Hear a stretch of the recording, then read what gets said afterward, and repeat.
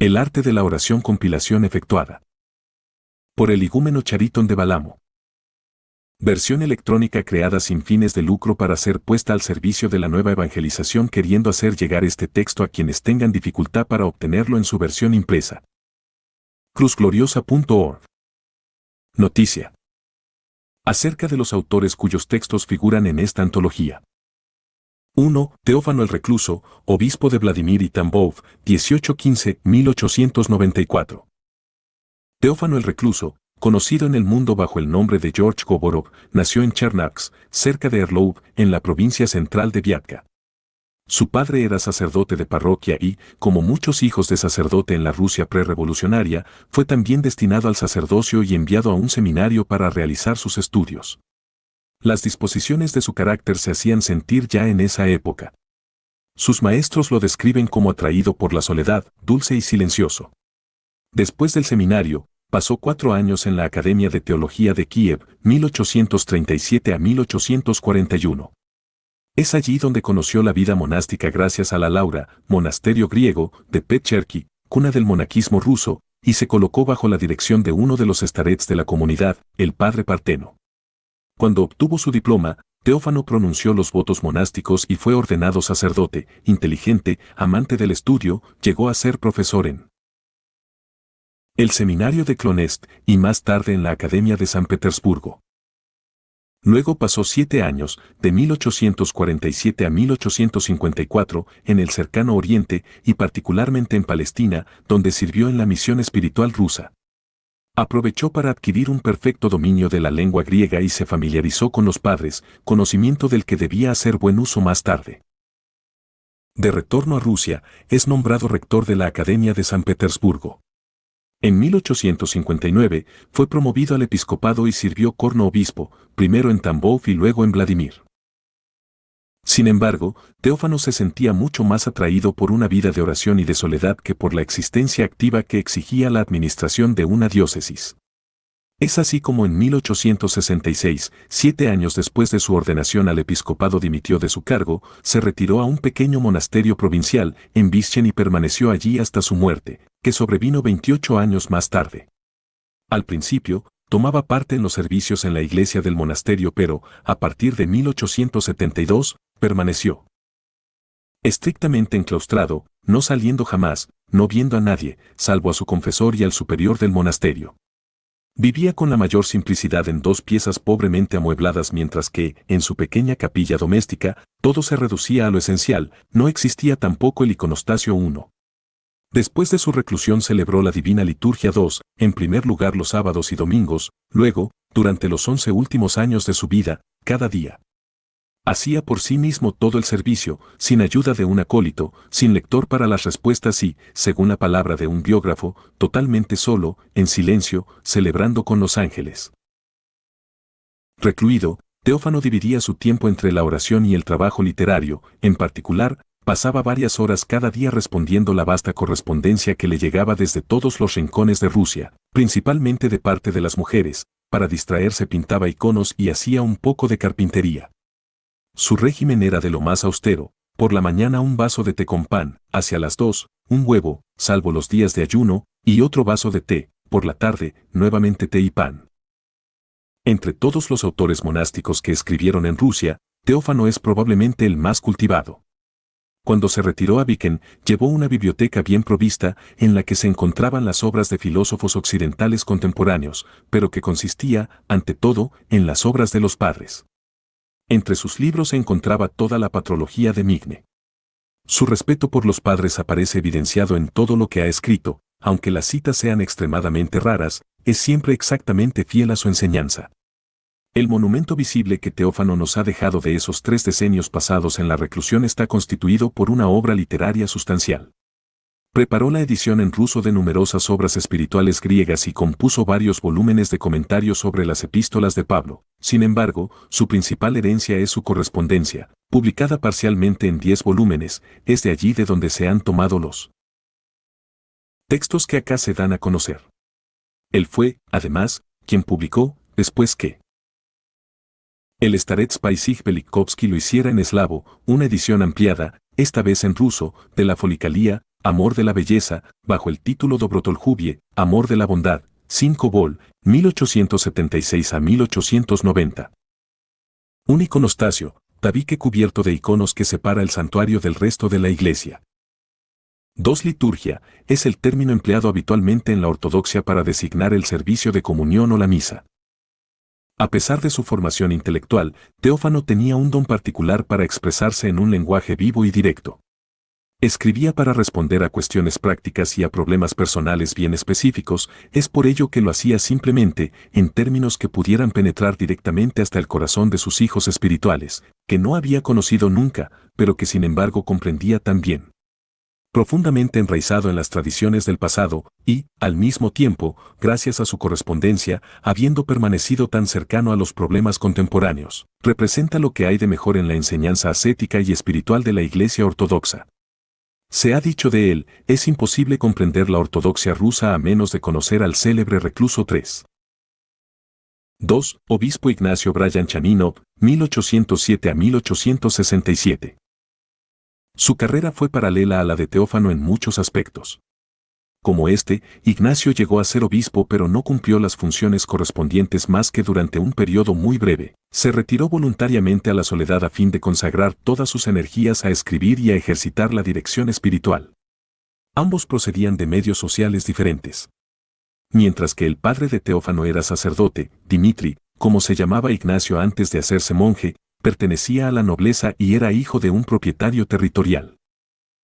En la Rusia del siglo XIX, era muy raro ver a un miembro de la aristocracia acceder al sacerdocio y hacerse monje. El padre de Dimitri quería que su hijo siguiera la carrera normal para un muchacho de su rango, es así que en 1822 lo envió a la escuela militar de los exploradores de San Petersburgo. Dimitri se mostró allí alumno ejemplar, muy dedicado y trabajador y fue señalado, en el curso de una inspección, por el gran duque Nicolás Pavlovich, que debía muy pronto subir al trono bajo el nombre de Nicolás I. Sin embargo, el corazón de Dimitri no estaba en esos estudios. Desde su más tierna edad, se sentía atraído por la vida monástica y, en un momento dado, durante su estadía en la escuela de exploradores, pidió su baja, el emperador la rehusó. En 1827 fue nombrado oficial pero, a fines de ese año cayó gravemente enfermo atravesando una crisis física y espiritual, siendo autorizado a dejar el ejército. Muy pronto se hizo novicio, y pasó los 4 años siguientes en diferentes monasterios, pronunció sus votos, y 3 Setistkiewis, SJ en Orientalis Cristiana Periódica, 161959, p. 412. Recibió el sacerdocio en una pequeña comunidad de los alrededores de Boulegde. Sin embargo, el padre Ignacio, como se le llamaba entonces, no pudo permanecer allí mucho tiempo. Hacia esa época, el zar visitó la escuela militar e, ignorando que Ignacio había dejado el ejército, preguntó al director qué había pasado con Bryan Chaninov. Actualmente, él es monje, fue la respuesta. ¿Dónde?, preguntó Nicolás. Pero el director lo ignoraba. Después de una investigación, Nicolás conoció el retiro de Ignacio cerca de Boulegde y dio órdenes inmediatas para que volviera a la capital. Convencido de que un buen oficial no podía ser un mal monje, Nicolás lo hizo nombrar, a la edad de apenas 26 años, archimandrita del importante monasterio de San Sergio en San Petersburgo. Ese lugar no estaba alejado de su palacio y gozaba del patronazgo imperial. El zar confió a Ignacio la misión de organizar allí una comunidad modelo donde los visitantes de la corte pudieran conocer lo que debe ser un verdadero monasterio. Ignacio permaneció allí 24 años. En 1857, fue consagrado obispo de Stavropol, pero dimitió de sus funciones en 1861 y se retiró durante los 6 últimos años de su vida al monasterio Nicolás Babaevsky, en la diócesis de Kostromá. Ignacio, igual que Teófano, fue un escritor prolífico, y la colección completa de sus obras llena 5 gruesos volúmenes. La mayoría de sus escritos se dirigen, ante todo, a los monjes. Entre otras cosas, compuso un tratado sobre la oración de Jesús. Estaba, como Teófano, enraizado en la tradición de los padres. El uno, como el otro, no buscaban ser originales, sino que se consideraban simplemente encargados de transmitir la herencia ascética y espiritual que habían recibido del pasado. Hicieron, sin embargo, mucho más que repetir mecánicamente a sus predecesores.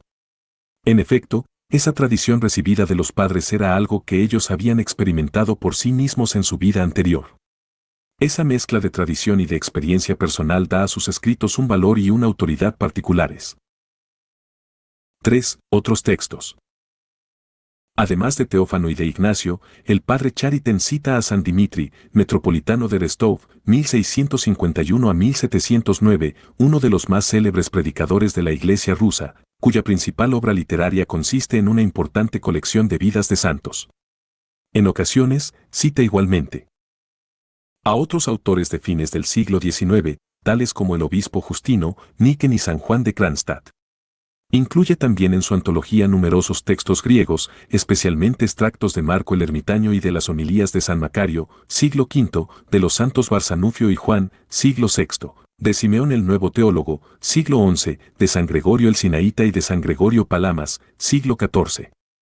Se encuentran además en ella los nombres de algunos padres sirios, tales como San Efrén, siglo IV, y San Isaac, siglo VI. La mayoría de las citas de estos autores no rusos fueron tomadas de la gran colección denominada Folicalía, Amor a la Belleza, que fue por primera vez editada en griego por San Nicodemo de la Santa Montaña, en 1782.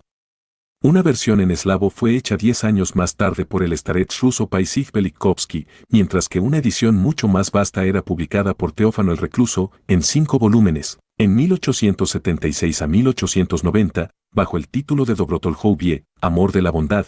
Es esta última edición la que consultó Chariton. En el conjunto, sin embargo, su obra no contiene más que algunas referencias y extractos de la Folicalía, tal vez a causa de su deseo de mantener su antología lo más simple y accesible que fuera posible, temiendo que la Folicalía fuera demasiado ardua para la mayoría de sus lectores. Prefirió, por consiguiente, las obras de Teófano y de Ignacio, que contienen precisamente las mismas enseñanzas de base que los textos griegos de la Folicalía, pero las presentan bajo una forma más fácilmente asimilable para los cristianos del siglo XX. Según las palabras del mismo obispo Ignacio, no habla evidentemente de sus propias obras, pero lo que dice se aplica tanto a él como a Teófano. Los escritos de los padres rusos nos resultan más accesibles que los de autores griegos, a causa de la claridad y simplicidad de sus exposiciones, y también porque se encuentran más cercanos a nosotros en el tiempo. Prólogo. Cuando un monje pronuncia los votos monásticos, se le entrega un rosario, que es llamado su espada espiritual, y él aprende a practicar la oración de Jesús noche y día. Cuando ingresé al monasterio, estaba ávido por seguir esta tradición y era guiado en ella por mi starets, el padre A, que resolvía constantemente para mí todas las dificultades que encontraba en la práctica de esta oración a su muerte. Debí recurrir a los escritos de los padres experimentados. Sacando de sus obras lo esencial respecto de la oración de Jesús, lo anotaba en un cuaderno de apuntes y, de esa manera, compuse, a la larga, una antología sobre la oración. El material de esta antología se acumulaba de año en año y, es por ello, que los temas no estaban allí clasificados en un orden sistemático, pues solo habían sido destinados a servirme personalmente, como recopilación de referencias. Finalmente, tuve la idea de publicar esta antología con la esperanza de que ella pudiera ayudar a otros en la búsqueda de una guía para su vida espiritual. Los sabios consejos de los santos padres y algunos ascetas contemporáneos citados aquí podrán cooperar a la realización de su buena intención.